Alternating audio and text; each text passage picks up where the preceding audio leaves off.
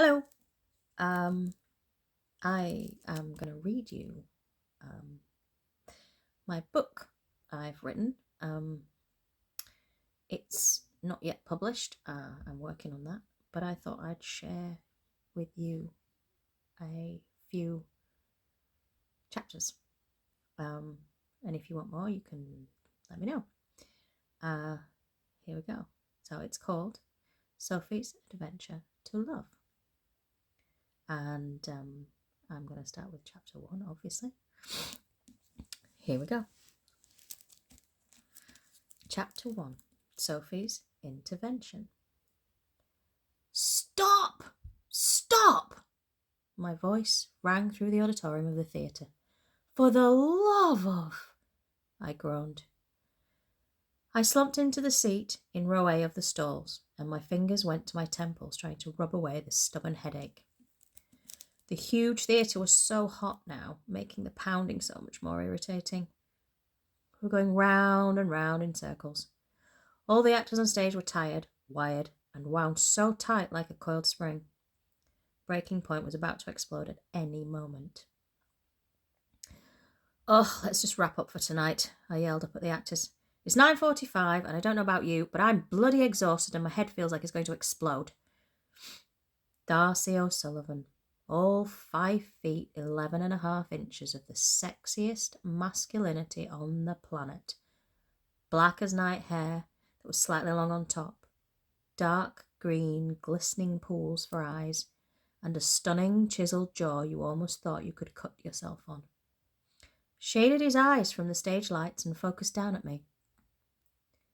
Is it really that bad, lass? That sexy Irish lilt floated over and smacked right into me, creating a volcano of lust to flow right through my body. He flashed the famous O'Sullivan killer smile. Damn you, you sexy son of a bitch. A fire sparked down below, pulse started to race. Ugh, I hated myself for reacting so rawly to that man. I took a deep breath, trying to clear my mind, which was clouded by the two of us, tangled together all naked in his bed last year. Oh, breathe, Sophie, and focus. Look, we're all tired, we need a break and a good night's sleep. It's just not working. We need fresh minds. I sighed, as I came to stand in the centre aisle. Tara, Craig and Maria sighed outwardly, relaxing their tired shoulders, and slumped down on the sofa on stage right. God, I thought we'd never leave, muttered Tara. Yeah, Ashley is so bad. I thought we'd be here all night, whispered Craig.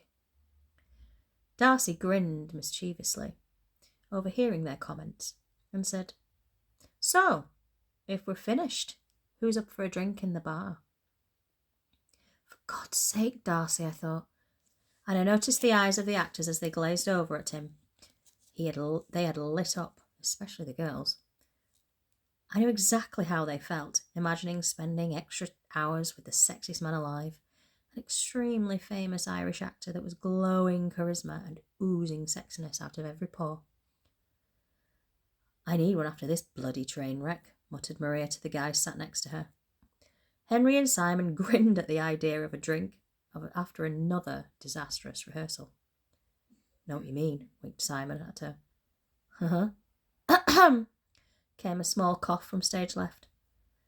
The cast's faces turned to look at Ashley Garrett standing by the wing. The young strawberry blonde, blue-eyed, super pretty reality star glared over at Darcy. Wow, looks could kill. Isn't it a little late for drinks, Darcy? She purred icily. Ashley hated Darcy as he'd rejected her advances early on in the rehearsal process. Darcy was a unique sex god. Instead of enjoying the attention of every girl that threw themselves at him, he enjoyed a challenge for his conquests. Strong, independent women who he could turn into hot messes. And Ashley wasn't that in the slightest. She had practically thrown herself at him. Very painful to watch. The rest of the cast didn't like her either. She wasn't cut out to be an actress at all. Darcy turned to her, smiling devilishly. Oh, no, don't do it. Darcy, I warned. But all he did was pull out his killer smile and pushed his hands into his jeans pockets. Don't worry, sweetheart, he drawled. The invitation was only extended to the ladies, not the little girls in the room. Ugh, bloody hell, here we go. I threw my hands in the air and turned away from them for a moment in despair. Bloody great, I exclaimed. Ashley tensed and stood up to her full height of 5 feet 9 inches and crossed her arms over her large chest, but Darcy continued. Run along home now, love. It has to be past your bedtime. Darcy, I warned him again, and he glanced at me with a wicked glint in his eye. He chuckled low and deep. He was enjoying tormenting her, and the rest of us were waiting for the childish Paddy to appear. God, Darcy, I wouldn't piss on you if you were on fire, she spat, her voice getting slightly higher. Ooh, kiss your mammy with that mouth, Darcy retorted silkily, but ice cold. Tara muffled a laugh, and sniggers could be heard behind me. Stop it, I interjected. Now! It was too close to opening night to lose her, however useless she was. Don't you speak to me like that, she shrieked at him. The others were watching with amusement in their eyes. Darcy just smiled evilly at her. I'm done with this shitty gig, she squealed. Fuck your stupid play in this cesspit of a theatre, she screamed. I was inwardly screaming myself. Darcy continued to smile. He'd gotten what he wanted. I walked to the front of the stage. Get out, the lot of you! I yelled angrily, frustration and tiredness getting the better of me. I quit! Screamed Ashley, throwing her script at Darcy. All he did was chuckle in triumph while ducking the projectile. I threw my hands in the air in frustrated anger, watching her stomp off the stage out of sight. And good riddance, sweetheart, Darcy replied. The rest of the cast were gathering up their stuff and rushing it to get out as they didn't need telling twice.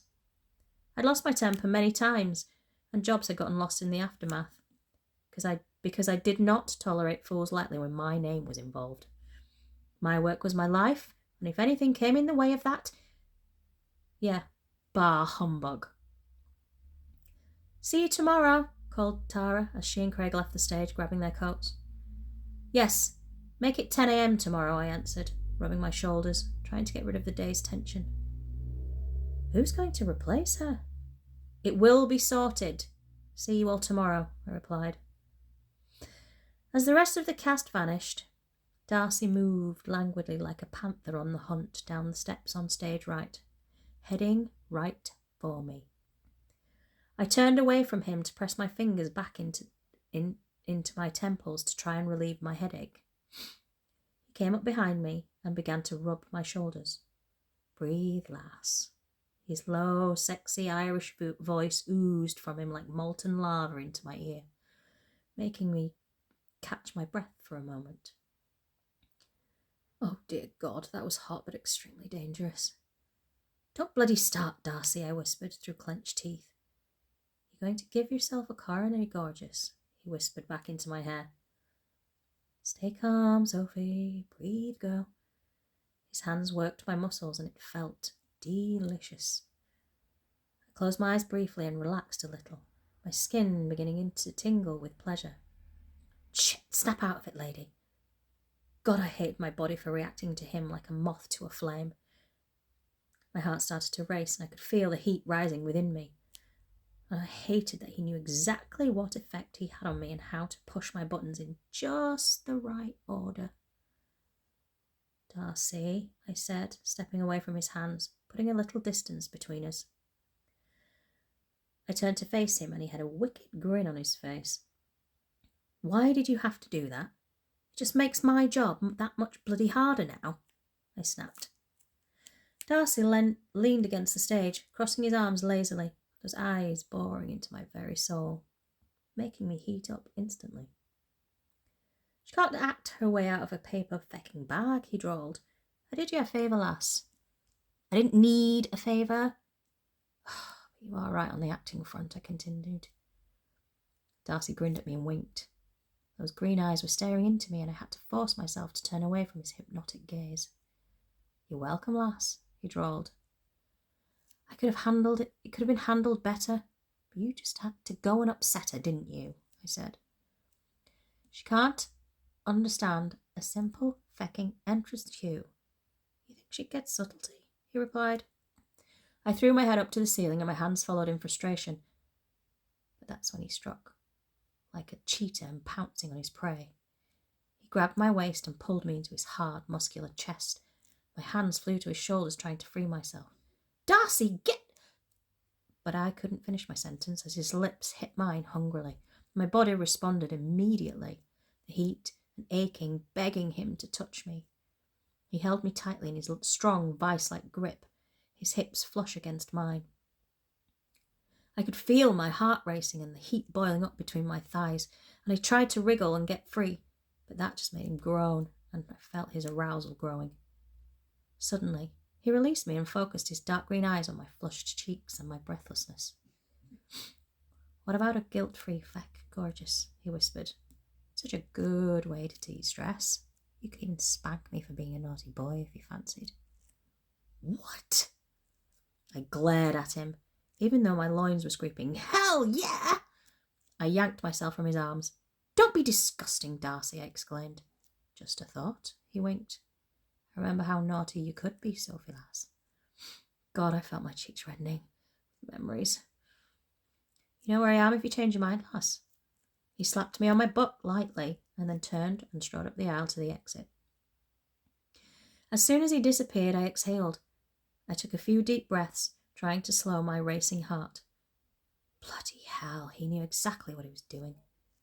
Christ, I remember vividly what he could do to me and what we actually did together. Those memories were still fresh in my mind, and he knew it. Damn you, Darcy fucking O'Sullivan. I exhaled and began to recover my composure when I heard a familiar voice from above me. "A word, Sophie?" "Oh, shit, Catherine." "Oh, hey, Kate," I called, grimacing to myself. "Sure," I said without turning around. "Be right there." So this is where the shit hits the proverbial fan, I thought. Great. Catherine Rayner, the lady who kept this theatre running. Tall to my 5 feet, lean and leggy, with long auburn hair tied in a French plait down her back. She had a pale complexion with crystal blue eyes, and she was the direct opposite to my dark brown shoulder-length hair, olive skin and big dark brown eyes. Catherine looked like a supermodel to my more toned yet curvy hourglass figure. I followed her into her office, my script and rehearsal notes under one arm. It was a beautiful room. Shelves ran along the right-hand wall, and it was jammed with manuscripts and plays old and new. There was an ornate, dark wood desk against the back wall with a modern chair in stark contrast pushed under it. Her desk held photographs of us with Max, one with her boyfriend and one with the Olivia Awards we had got 2 years ago. There were also 2 large filing cabinets sat against the back wall and framed pictures of previous productions. The opposite wall consisted of a window looking out to the bustling London street, and another bookshelf filled with all sorts of books. I noticed Shakespeare, standard for a theatre, Brecht, Molière, and Stoppard, to name a few. The 2 very shiny Olivier Awards sat on top. Catherine perched on the edge of her desk, with her long legs crossed at the ankles and arms folded over her chest.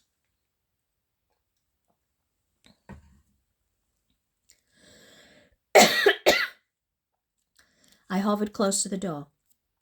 She was my boss, but she was also my long-time best friend from school. We'd known each other from the age of 6. Please excuse me.